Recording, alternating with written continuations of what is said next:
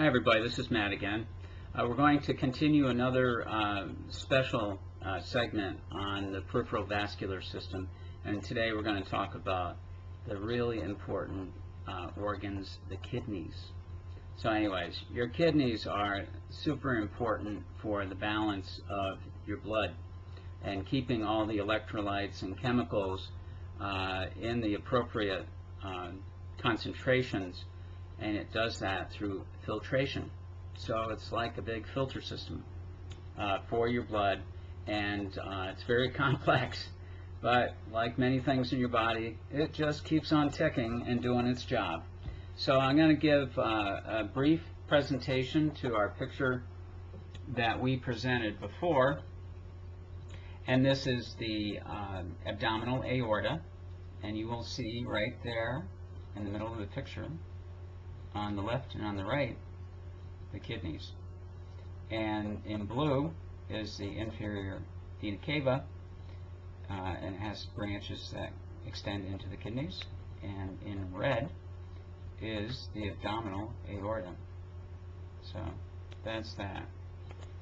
And then these next paintings are just incredible. This is the detail of the kidney and how it filters your blood. So stay tuned. Here we go. So first we'll take a look at a little bit of a cross section of the kidney. You can see it right there. And on the side there again you'll see the abdominal aorta and the inferior vena cava. And that yellowish looking tube that starts actually at the center of the kidney and extends down and then downwards is where urine will be drained out of the kidney and down to your bladder. That tube is called the ureter. So anyways, I'll back out a little bit and then we're going to go into this other detail, which is like just incredible. So going upwards, we're looking at, if you look at number 17 in the middle, this is the nephron. This is the functional unit of the kidney. You see number 17 is pointing towards one specific glomerulus, and then which is actually the filtration system. And then here's number 17 on the side, and look at that. That, with the arrow pointing downwards in the red, is a very small artery. And then the blood is through a combination. You see the holes in the filtration system here.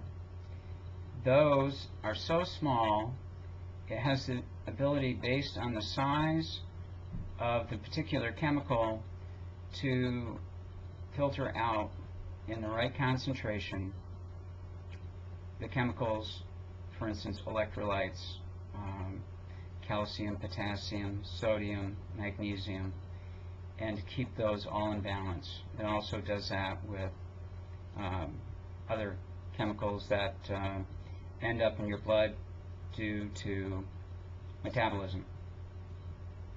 Then, coming back here, you start the drainage process. If you look very carefully, down at the bottom, near number 19, there's an arrow. That is the beginning of the collection tubule.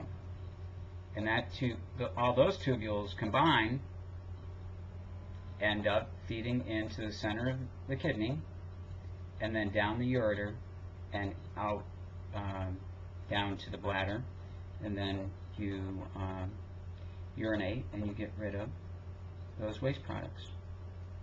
And over here is a larger version of the nephron, and you actually see here in red is the arterial segment, which combines at the very end of the arterial system with the venous system.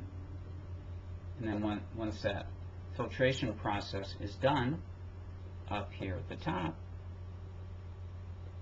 Again, that's nephron, right there. Then you can follow the yellow, loops around, comes back up, then gets larger, and there it is right there, and that goes into that larger tubule, and that drains down to the center of the kidney, which is again right there, and then all of the urine combined drains into the ureter and down to the bladder. So, and the blood flow to your kidneys is phenomenal. And they like your heart. They work like a Swiss watch. Swiss watches are nice. American watches are nice too. But the kidneys are a fantastic example of complexity and reliability. And they also have up above them the suprarenal glands, which are very important in maintaining blood pressure. We'll go into that in more detail in another presentation. But those are your kidneys. Take care of your blood pressure, keep it normal, and your kidneys will take care of you, okay? Have a great day.